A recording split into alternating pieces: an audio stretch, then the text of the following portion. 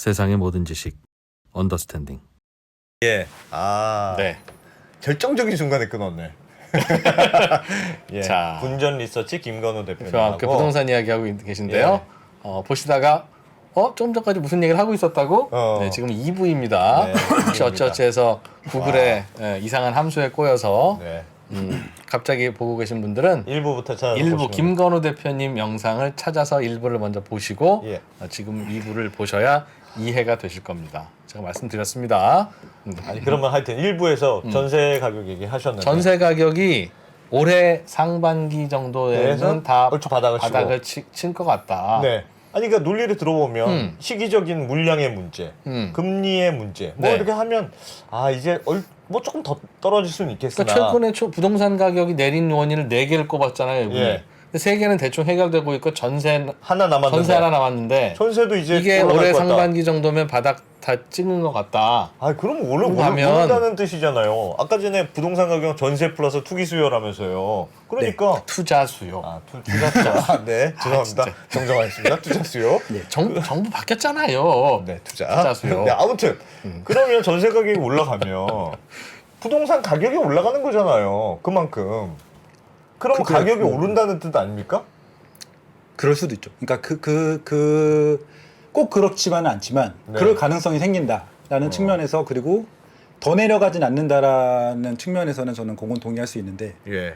이게 뭐 그런 얘기 있잖아요. 이게 하락한 다음에 L자형이 될지 V자형이 될지 음. U자형이 될지 요거는 요 분석 가지고는 좀 노출하기 좀 쉽지 않나 네. 그런 게 있고 네, 그렇습니다. 그러면 그럼 어떻게 될 것 같습니까?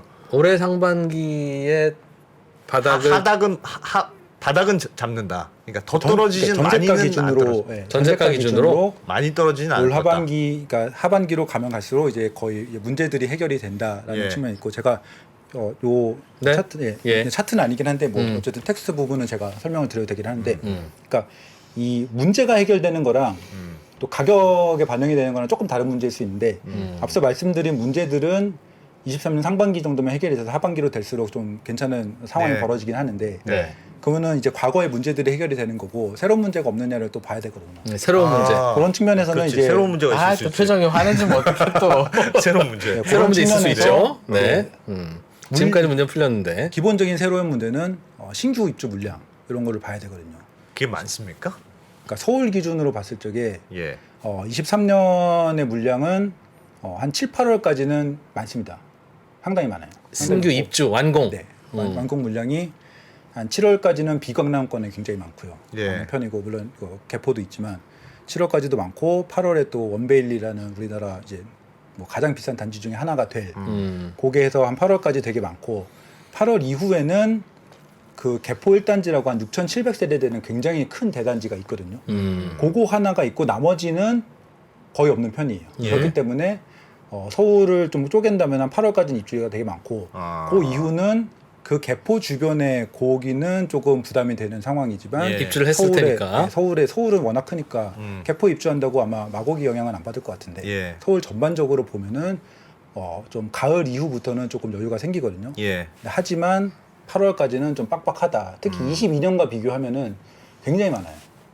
굉장히 많은 편이고 뭐 조금 더 길게 보면은 24년에는 좀 적은 편이고 25년에 어마어마하게 많은 그런 상황이 되고 전국적으로 보면 전국적으로도 23년은 꽤 많은 편이고 그 중에서 이미 물량으로 문제를 겪고 있는 대구, 인천, 수원 다 23년에도 많은 상황이라서 저게 입주 물량 말씀이신 거죠? 네, 저거 준공 물량 기준으로 그래서 23년은 뭐 지역별로 좀 차등이 있겠지만 제가 문제 해결은 23년 중반 정도 되면은 문제는 해결이 될 거라고 생각은 하지만 예. 지역별로 입주 물량에 따라서 전세가가 반등을 할지 안 할지는 결정이 될 것 같고 네.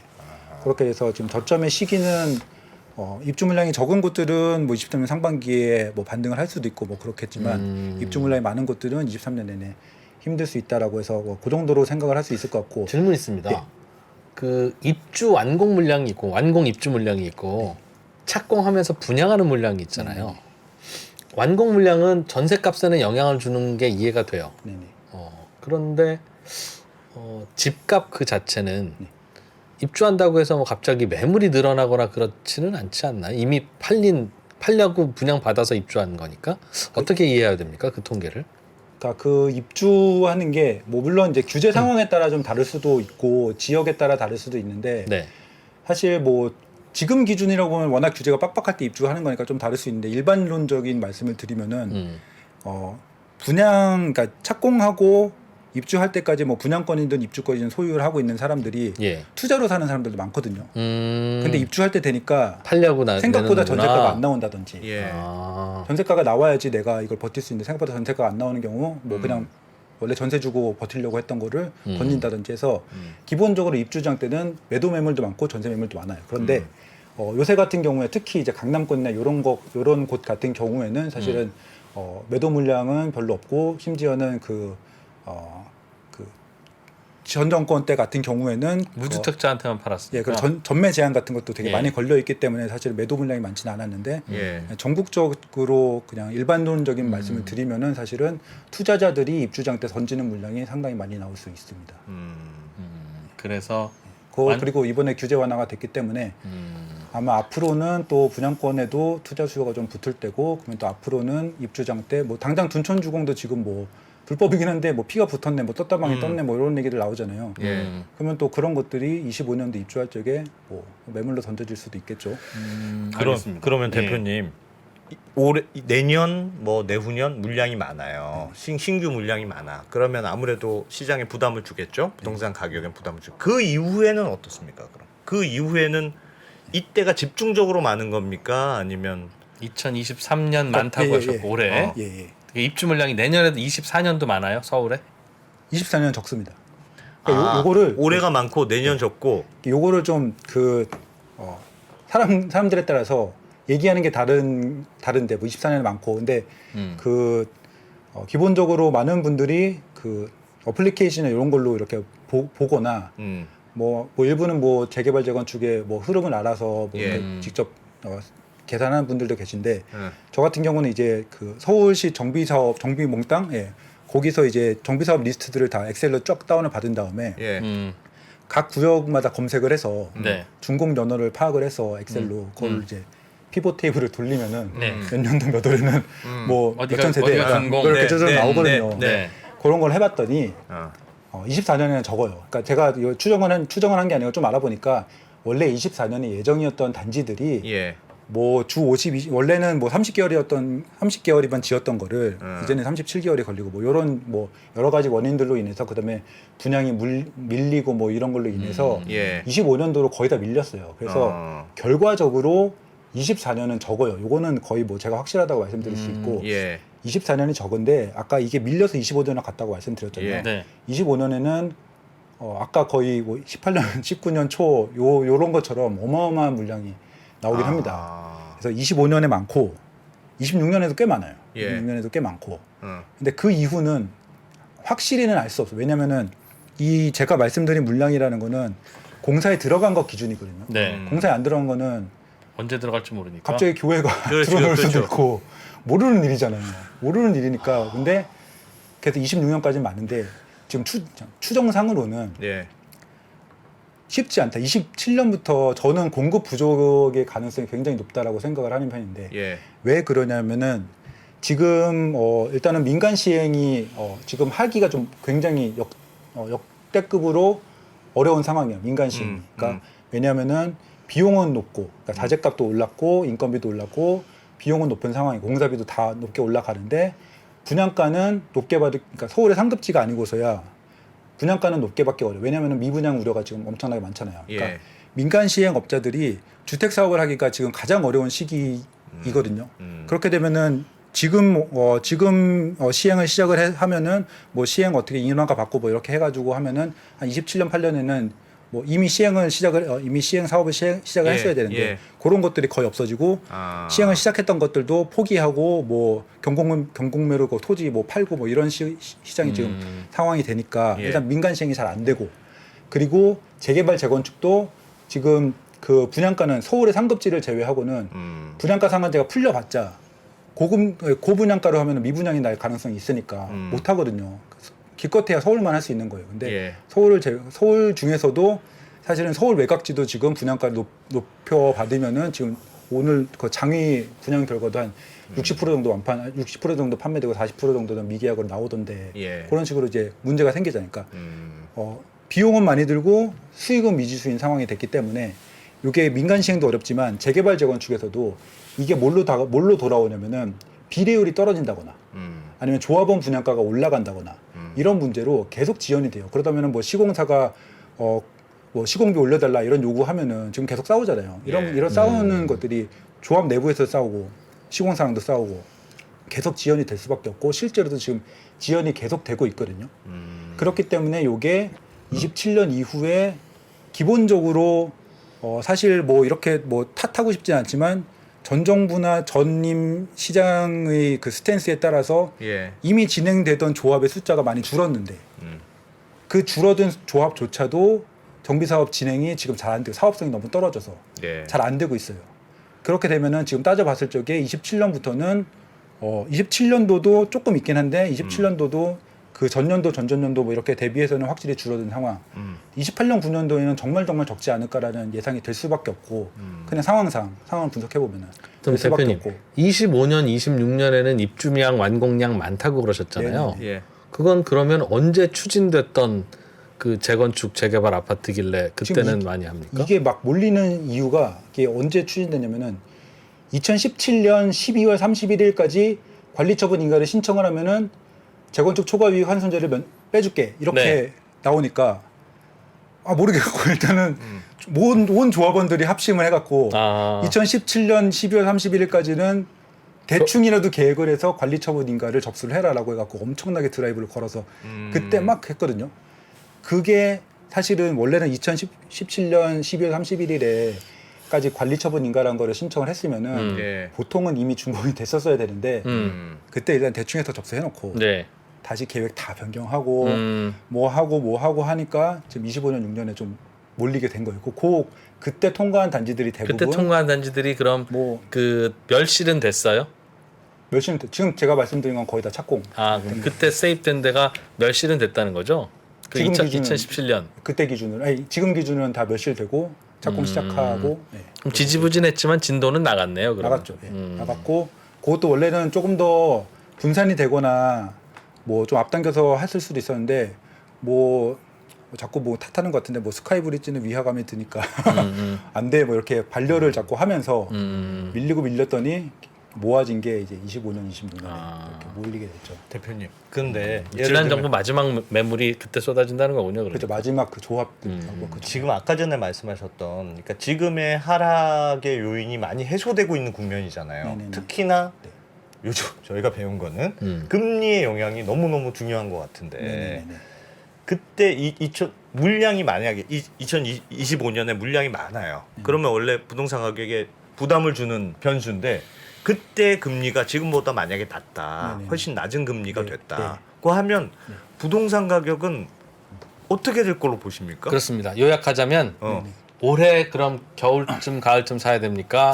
아니면 많이 몰린다는 2025년을 노려야 합니까? 직접적이야. 그 질문한 거잖아요 지금. 좀 고급스럽게 한 겁니다. 좀 고급스럽게. 약간 별개로 답을 드리자면은 네. 그 이진우 대표님의 말씀에 답변을 드리자면은 사실은 23년에 이미 엄청 떨어졌고 제가 예. 조금 더 떨어질 거라고 생각을 하고 뭐 이렇게 역전세나 문제 이런 것들이 있다고 생각을 하는데 네. 이때도 이미 엄청나게 떨어졌어요. 근데 24년에 오를 수도 있겠죠. 제가 물량도 적다고 했고 뭐 예. 문제들이 해결된다고 했으니까 그러다가 예. 이제 25년에 부담스러운 물량들이 이렇게 나올 예정이다라고 말씀드렸는데 부담스러운 물량이 나온다고 해서 이때가 싼지 비싼지는 사실은 예. 누구도 장담할 수 없거든요. 예. 그러면 저는 추천드리기로는 그냥 이때 사서 2년 내 집에 살아라. 그냥 편하게 굳이 25년에 25년에 오를까 뭐 이렇게 아니면 오르면 못 사는데 뭐 이렇게 하지 말고 25년에 한 채 더 사는 거 어때?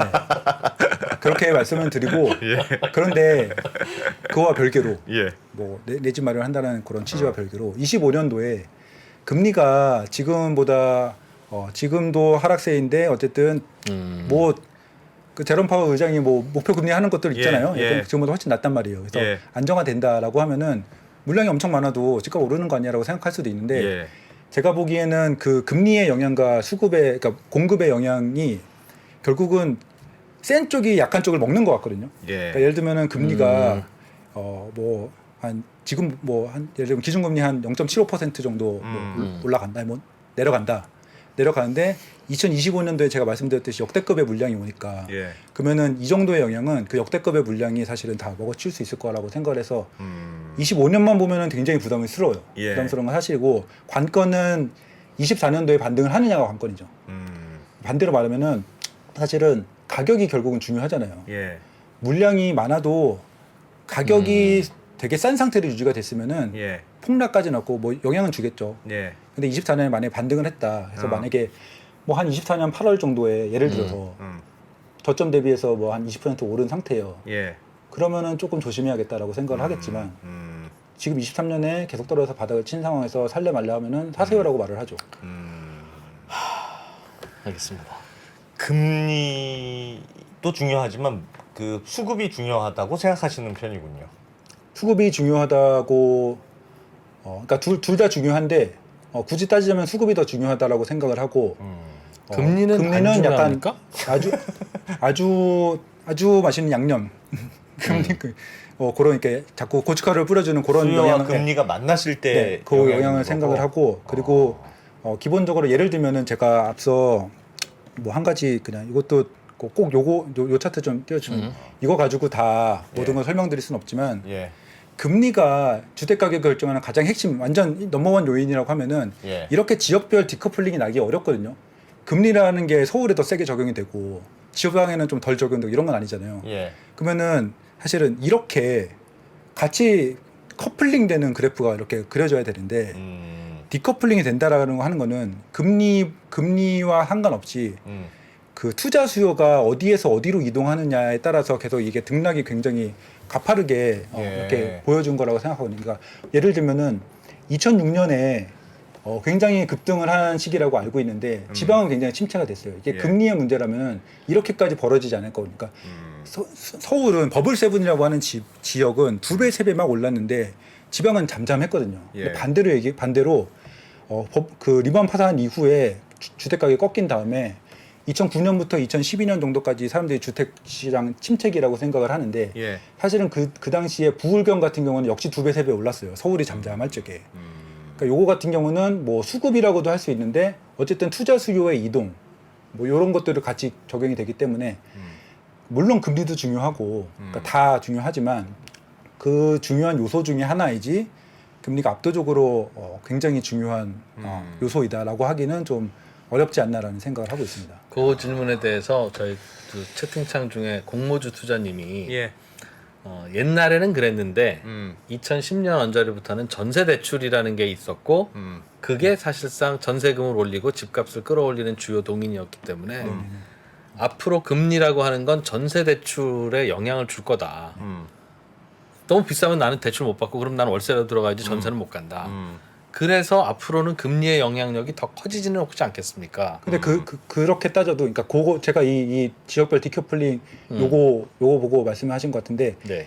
예를 들면은 또 2018년 19년 정도에 그 서울 집값이 많이 올랐어요. 2017년 18년 요 정도에 예. 서울 집값이 많이 올랐는데 그때는 부울경이 완전 폭락세였거든요.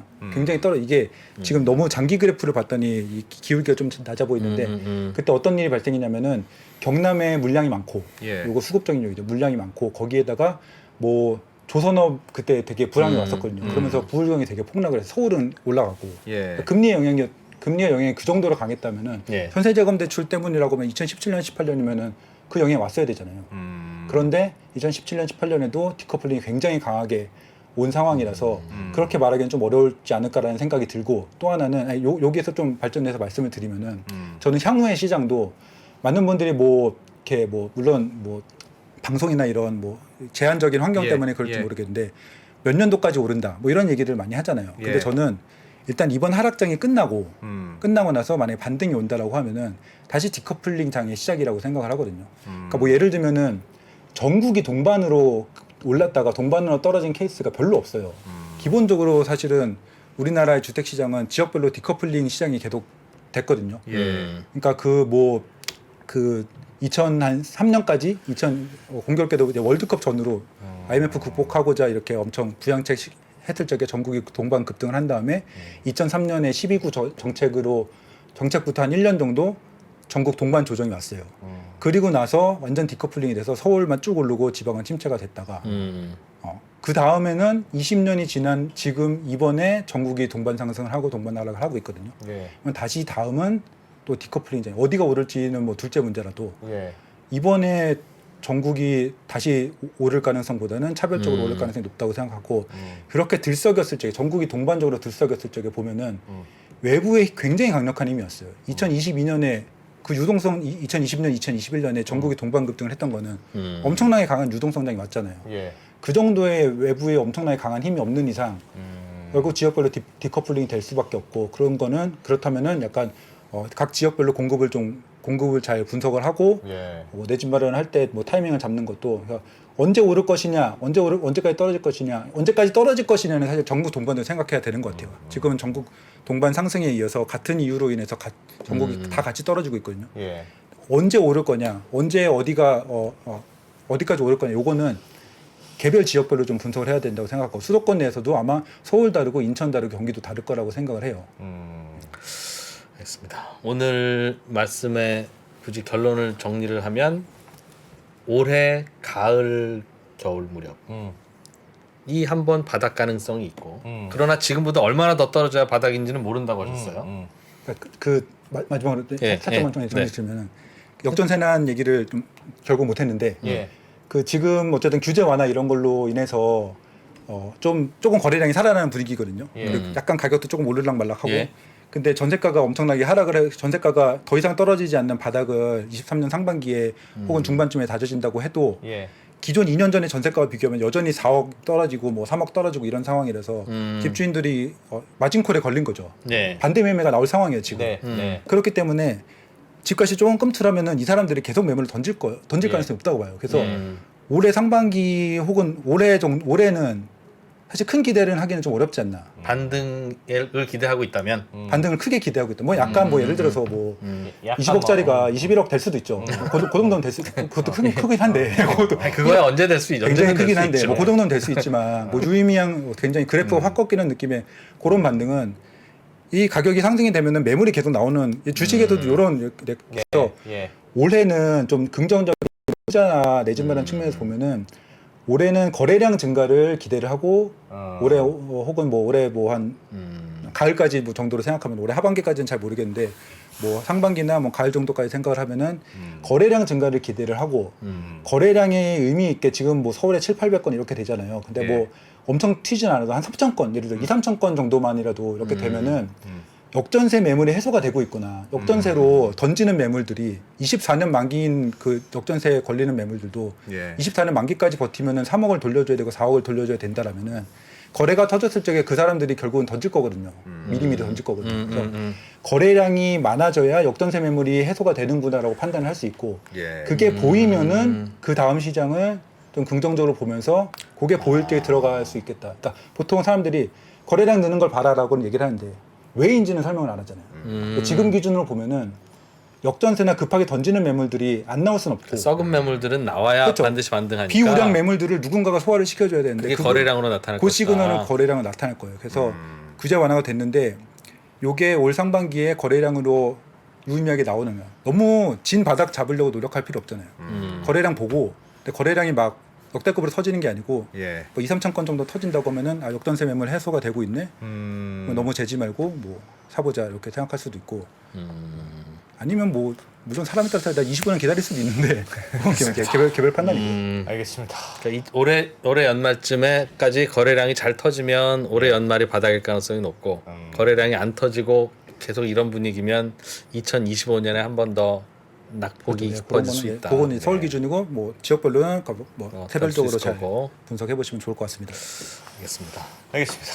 네. 뭐 가격에 대한 얘기는 대충 이 정도면 궁금한 거 들은 것 같고 앞으로는 그러면 소형이 좋은지 중형 대형이 좋은지부터 뭐 외곽이 좋은지 뭐 다시 도심으로 가야 되는지 그래도 서울인지 아니면 뭐 외곽에 더 살기 좋은 곳들인지 뭐 이런 것들도 궁금한데 네네. 그거는 다음번에 그래서 한번 들어보도록 하죠. 네. 네. 운전 리서치의 김건우 대표님 고맙습니다. 고맙습니다. 감사합니다. 네. 달라진 중국, 달라질 중국. 중국이 기침을 하면 한국은 독감에 걸린다. 최근 중국은 지난 10년보다 더 빠르게 변하고 있습니다. 이런 변화를 주도하고 있는 중국 정부. 그들의 계획을 우리는 얼마나 알고 있을까요? 중국의 정책을 제대로 이해하기 위해 만든 언더스탠딩 특강 시리즈 달라진 중국, 달라질 중국. 중국 전문가 이철 박사의 강연으로 만나보시죠. 지금 바로 영상 아래 링크를 확인하세요.